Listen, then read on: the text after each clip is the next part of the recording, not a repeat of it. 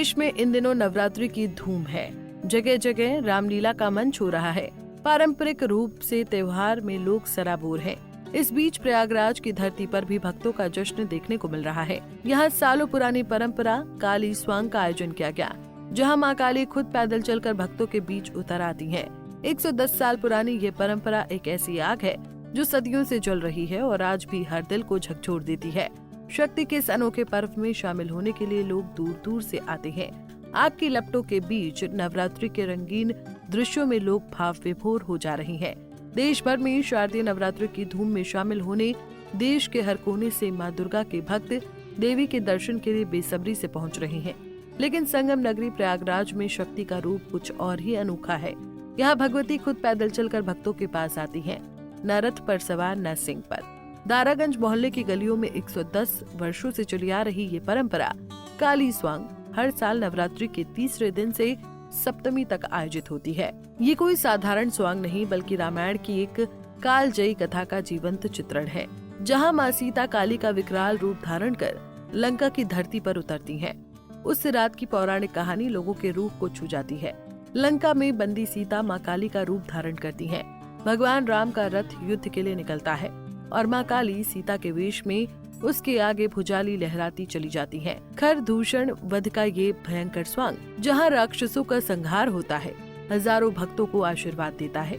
कल्पना कीजिए उस दृश्य की जब हाथ में चमकती भुजाली लिए भीड़ के बीच से मां गुजरती हैं। श्री दारागंज रामलीला कमेटी के कलाकार वर्षों की साधना से इस स्वांग को निभाते हैं। आयोजक बताते हैं कि ये स्वांग सिर्फ नाटक नहीं, मां की कृपा का प्रतीक है। हर साल श्रद्धालु बेसब्री से इंतजार करते हैं। बच्चे, बूढ़े, युवा सभी इस अनोखे दर्शन को देखने के लिए आतुर रहते हैं। ये परंपरा देश के किसी अन्य कोने में नहीं देखने को मिलेगी। प्रयागराज की पवित्र भूमि पर जहां गंगा, यमुना, सरस्वती का त्रिवेणी संगम हर पाप धो देता है, यहाँ शक्ति का ये रूप भारतीय संस्कृति का अनूठा उदाहरण है। 110 साल पहले शुरू हुआ ये स्वांग आज फ्रांस तक पहुँच चुका है। यह अनादिकाल से चलती हुई दारागंज रामलीला कमेटी की परंपरा है। श्री रामचरितमानस सहित विभिन्न धार्मिक ग्रंथों में, वाल्मीकि रामायण में भी इसका उल्लेख है। भगवान राम खरदूषण वध के समय सीता जी को कंदरा में भेजते हैं और उसी समय सीता जी उग्र रूप में माता काली का स्वरूप धारण करके खरदूषण का वध करती हैं। यही हमारे दारागंज की भव्य परंपरा है जो अनादिकाल से चल रही है। ये कब से प्रारंभ है इसे कोई नहीं जानता।